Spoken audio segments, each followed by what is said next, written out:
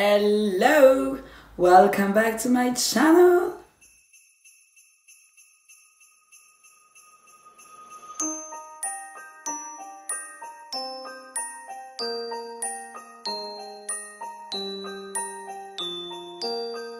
Vous entendez cette voix? Vous voyez cette coupe de cheveux aléatoire? Vous voyez ses yeux absolument fermés. Par contre, on va parler du fait que je ressemble à The Weeknd avant. Attendez, il va falloir que je fasse une capture une pochette là, non? Comme ça là un peu. Il y avait pas un bail comme ça un peu? D'ailleurs, on peut en parler du fait qu'on va faire une vidéo là-dessus sur le fait qu'il aurait jamais dû couper ses cheveux, il avait beaucoup trop de style. En plus, il y a des origines éthiopiennes. Oh là là, The Weeknd. Je vais pas chanter parce que ça ne sert à rien, je n'ai pas la voix, c'est dommage, hein, parce qu'on aurait pu faire un beau duo. Mais les gars, on est sur quelque chose là, non? Ceci est le résultat d'une soirée qui s'est très bien passée, qui s'est terminée ce matin. Déjà, estimez-vous heureux, vous auriez pu me retrouver en combi Bugs Bunny. Et ça, peut-être que ça arrivera, on n'est pas à l'abri.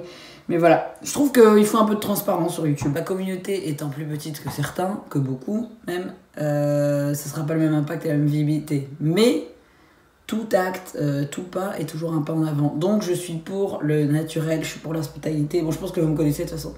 Donc je vais pas aller faire genre me lever, aller me maquiller, me machin, me bidule. Alors que là, j'en ai pas envie. Ma peau, elle a besoin de respirer, ok. Elle a pris assez de gin tonic dans la gueule. D'ailleurs, là, ce que vous voyez ici, la petite ouverture, story time. Bon, comme je viens de vous le dire, j'aime bien les gin tonic. Et on est dans l'ère de l'écologie, donc on a des pailles en carton ou des pailles en paille réelle, hein, voilà. Et du coup, moi j'avais une paille en paille réelle. Et comme je suis absolument très délicate et raffinée, j'ai souvent tendance à faire des gestes absolument non brusques. Ceci s'appelle de l'ironie. Donc j'étais là, et en fait avec mon gros verre là, je me suis mis la paille ici. Et tout à l'heure, je fais, ah je sens un truc, je vais à la fenêtre, et là je fais, pourquoi je dis je vais à la fenêtre? Je vais devant le miroir, cette vidéo va être très compliquée. Je vais devant et je fais, ah ouais, donc j'ai dû m'ouvrir. Comme nous sommes évidemment dans une pandémie, je vais pas dire le mot mondial parce que, au cas où vous ne le savez pas, le mot pandémie, pan veut dire mondial. Donc pandémie, c'est épidémie mondiale. Donc c'est un pléonasme. Voilà, c'est comme monter en haut. Pandémie, c'est forcément mondial. De rien, c'est cadeau. Alors de mémoire, il y a 10% de non-vaccinés en France. Donc c'est clairement une minorité. À l'échelle de la France, qui est un gros pays pas mal peuplé, c'est une infime partie de la population.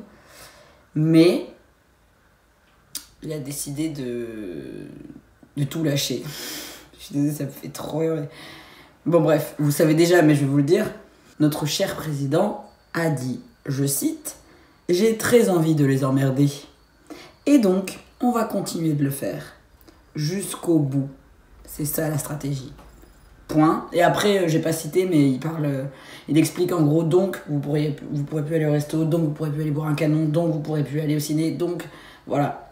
Pour expliquer que maintenant les tests, ça ne marche plus. En fait, le but c'est évidemment que tout le monde se vaccine, et on est passé par voilà, l'incitation aux doses.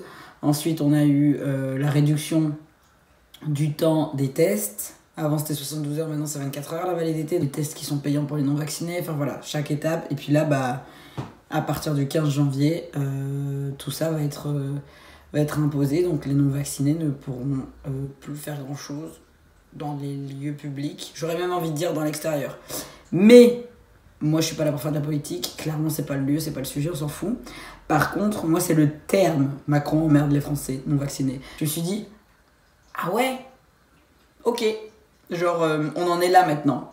Notre président, vraiment, il a dit ce terme. Je me dis, le monde entier a dû regarder ça en se disant, waouh, la France part en sucette. Le président emmerde sa population. Non, mais c'est tellement tonton Robert à table, quoi. Ouais, je l'emmerde, lui. Désolé, ça fait très vulgaire cette vidéo. C'est pas ma faute, c'est le président qui l'a dit. Et j'ai posé sur Instagram, du coup, le petit sondage. Selon vous, est-ce que c'était calculé ou c'est genre issu d'un burn-out? Vous savez, le mec qui...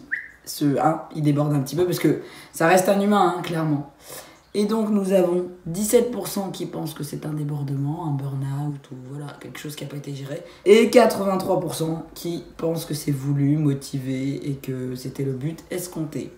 Donc clairement la majorité écrasante, finalement quasiment la majorité vax et anti-vax en France, parce qu'on est sur... en France on est 90-10. Donc, c'est à peu près ça, 83-17. Mais moi, vraiment, ça m'a...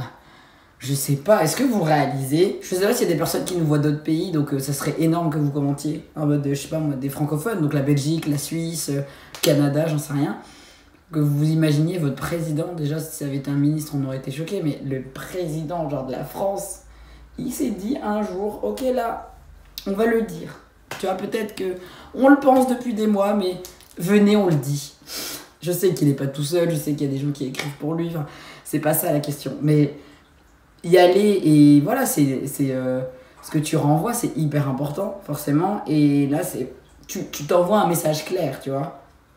Là, tu t'adresses aux vaccinés, tu dis, il n'y a pas de problème pour vous. Par contre, toi, je trouve ça ouf, en fait, qu'on soit passé par là. Après, vraiment, on peut faire un top 10 des punchlines de Macron. Il nous en a fait des belles. Hein. Il nous en a fait des belles. C'est pas le seul, hein. Chaque président nous en fait. Mais moi, il y en a plusieurs qui m'avaient pas mal marqué. Un type qui lui expliquait qu'il trouvait pas de boulot, lui disait, moi, là, je traverse la rue, je vous en trouve du boulot. Je me suis dit, bon, bah dis donc, un président qui traverse la rue et qui trouve du boulot, mais on n'aura plus de chômage. Ça m'a fait trop rire. Mais oui, donc du coup, il a passé un cap. Le mec, avec toutes les personnes qui sont avec lui, ils se sont dit, il y a bientôt les présidentielles, on y va à fond. Michel, emmerder, c'est pas un peu gros? Je vais dire ça? Tu peux pas juste dire je vais restreindre? Non, mais c'est bon, Emmanuel. Moi, j'imagine vraiment la conversation comme ça. Emmanuel, t'as restreint, t'as fait ça pendant des mois. Ils comprennent pas. Voilà, maintenant tu vas te dire je les emmerde. Parce qu'on les emmerde tous. Je suis obligé de le prendre avec Stax. J'arrive pas à me dire que c'est sérieux, cette histoire, pardon. Je trouve ça tellement what the fuck.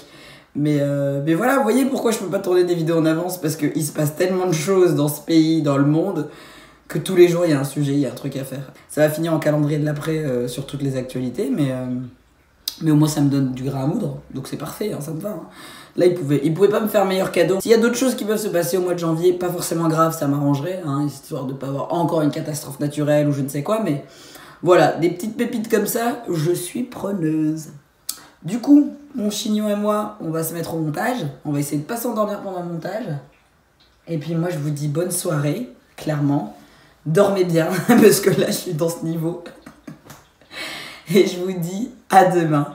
Prenez soin de vous. Mouah.